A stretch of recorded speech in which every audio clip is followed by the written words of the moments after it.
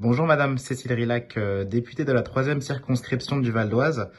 Vous venez d'être réélue députée, donc vous allez débuter un second mandat. Est-ce que vous pouvez nous dire dans quel état d'esprit vous vous trouvez à l'heure de commencer ce mandat, Madame la députée? Dans un état d'esprit, on va dire, serein, parce que j'ai j'ai été élue et je dois honorer la confiance qui m'a été faite par mes concitoyens, donc de m'avoir réélue pour 5 ans. Je suis aussi déterminée à faire avancer les sujets à la fois locaux, ceux de mon territoire, cette troisième circonscription du Val d'Oise, mais aussi à mener à bien certainement des réformes sur le plan national. Et ce qui est aussi très enthousiasmant sur ce nouveau mandat, c'est cette nouvelle ère, c'est-à-dire une nouvelle manière de travailler avec un Parlement qui est complètement différent, qui va nous obliger à construire des compromis, à fabriquer des consensus. Et cela, en effet, me fait dire que ce nouveau quinquennat va véritablement être à la fois dans la nouveauté et dans la continuité du précédent. Est-ce que vous pouvez nous rappeler en quelques mots en quoi consiste le rôle d'une députée? Alors, le rôle d'une députée, principalement, c'est 3 choses. Construire la loi, contrôler le gouvernement et évaluer les politiques publiques. Ça, c'est les 3 missions que nous devons exercer à l'Assemblée nationale. Et il y a un autre volet, souvent méconnu, qui est le travail en circonscription. Et ce travail en circonscription, c'est comment, par exemple, on évalue les politiques publiques à partir de notre territoire pour faire justement remonter à la fois les remarques, les doléances, les problématiques, ce qui va bien, ce qui va mal.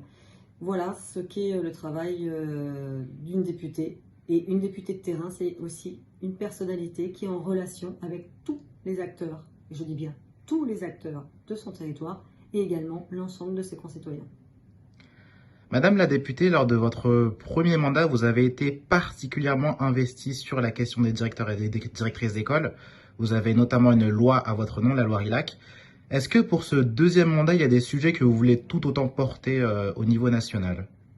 Alors oui, déjà j'aimerais qu'on aboutisse à cette fameuse loi sur les directeurs d'école, c'est-à-dire que tous les décrets soient signés le plus rapidement possible.